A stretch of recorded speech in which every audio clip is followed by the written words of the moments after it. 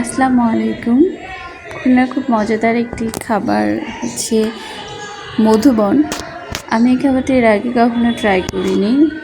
আমি আর আমার হাজব্যান্ড ওই দিন খুলনা ডাকবাংলার মোড়ে যাওয়ার পথে দেখলাম যে বাংলাদেশ ব্যাংকের ঠিক সামনেই এরকম সুন্দর সুন্দর ছোটো ছোটো ফুড কোর্টগুলোতে লাইন ধরে অনেকগুলো ফুড কোর্ট ছিল, যে ফুড কোর্টগুলোতে শুধু মধুবনই বিক্রি করছে। তো আমরাও নিলাম, একটা ট্রাই করলাম। খাওয়াতে মোটামুটি ছিল।